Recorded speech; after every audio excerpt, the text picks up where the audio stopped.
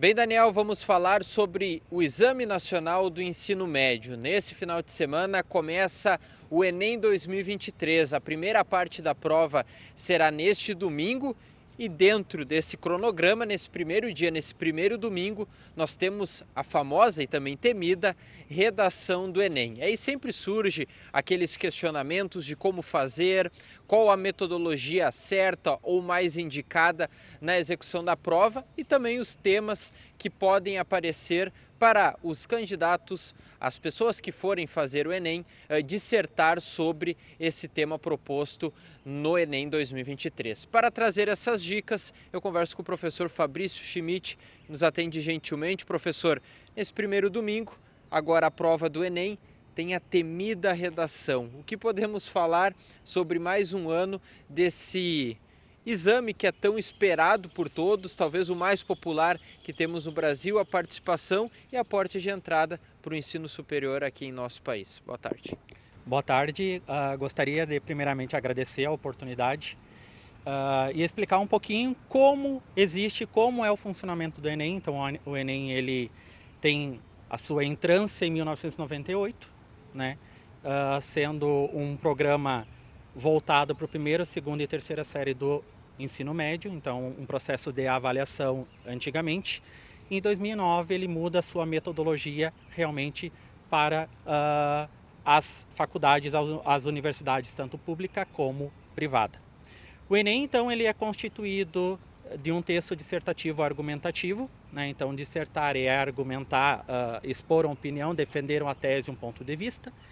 E para defender essa tese, essa opinião, esse ponto de vista, o aluno ou o acadêmico tem em torno de 30 linhas, né? Em especial 30 linhas, mas é recomendável ele não utilizar as 30 linhas. Então o texto ele é composto de uma introdução, ele é composto de desenvolvimento número 1, desenvolvimento número 2 e uma conclusão. Não tem um croquis certo, tá? Mas o que a gente sempre orienta os alunos nos cursos preparatórios e até mesmo nas instituições públicas ou particulares? Que a introdução, como o próprio nome já diz, introduzir, é apresentar aquele tema. E para isso, geralmente você tem em torno de 5 linhas, 6 linhas e meia, quiçá 7 linhas no máximo, tá? E ainda vou dizer que 7 linhas é muito, porque é uma introdução, então apresentar o tema. No desenvolvimento número 1, fica compreendido entre 7 linhas e meia, 8 linhas. Lembrando, gente, que isso não é uma matemática, não é uma ciência exata, né? Então é só uma perspectiva para que o aluno tenha na cabeça dele um certo croquis. No desenvolvimento número 2, como consequência também, 7 linhas e meia, 8 linhas. Mas Fabrício, deu 9 linhas. Tá tranquilo, tá? Você só tem que cuidar que são 30 linhas o máximo. E na tua conclusão, geralmente ela é um pouquinho maior que a introdução. Por quê? Porque tu tem que agora dar uma solução para o problema. E isso geralmente demanda uma linha e meia, 2 linhas, tá? Então a gente sempre recomenda o aluno fazer em torno de 28, 29. Quem for fazer título, tá? Lembrando que o título ele é opcional. Se for colocar título, o título já conta uma linha. Portanto, o acadêmico ele não tem mais 30 linhas e sim 29 linhas, tá? Isso é extremamente importante. Tá certo, professor. Agora aquela pergunta que todo estudante tem e talvez até mesmo quem dá aula talvez não tenha um caminho exato. O que fazer primeiro? A parte objetiva da prova, que são as questões de marcar, ou a redação? Isso vai de cada aluno ou tem uma orientação que vocês professores fazem? A orientação é o aluno primeiramente pegar a prova objetiva, guardar debaixo da classe, assim como a redação, aquela que ele vai depois transcrever, que ele vai ter que passar limpo e entregar para o avaliador, que vai corrigir posteriormente. E ele olhar os temas norteadores e a partir disso desenvolver a redação. Por quê? Porque a gente tem que, aquela famosa fala, deixar a redação descansar. Mas Fabrício, a redação ela não descansa. Sim, ela não descansa, mas é metafórico.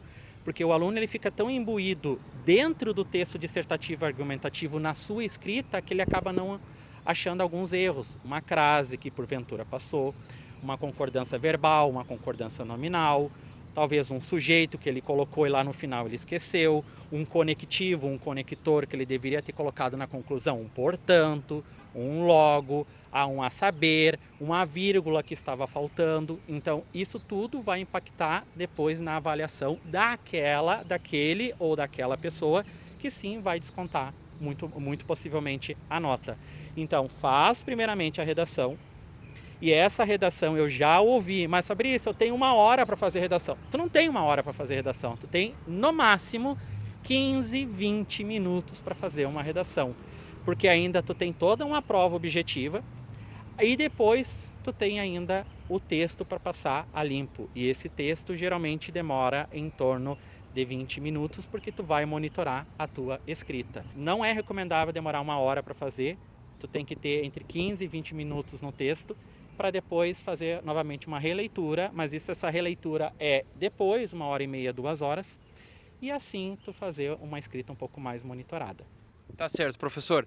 Tema de redação do Enem. Isso é uma grande discussão, uma grande incógnita que esses candidatos vão ter momentos antes de pegar a prova.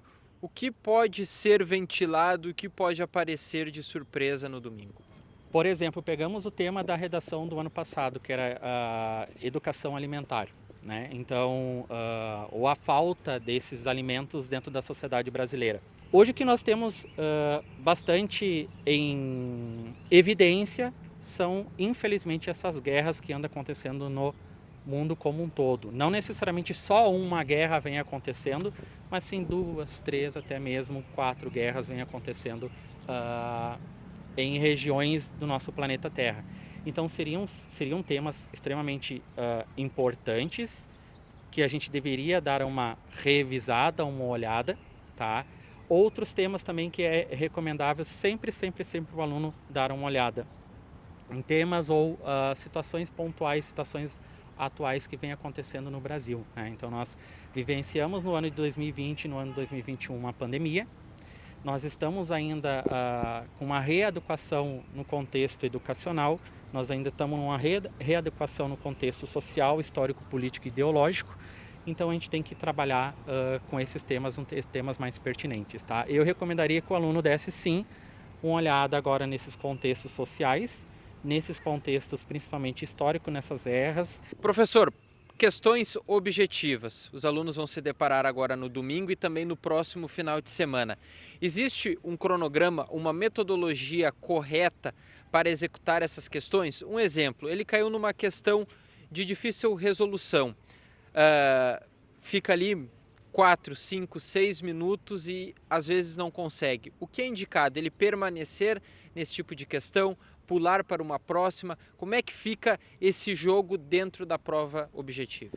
Vou usar sempre uma metodologia que eu explico em cursos preparatórios para concursos públicos, né? Destoando um pouco do Enem, mas serve também para o Enem.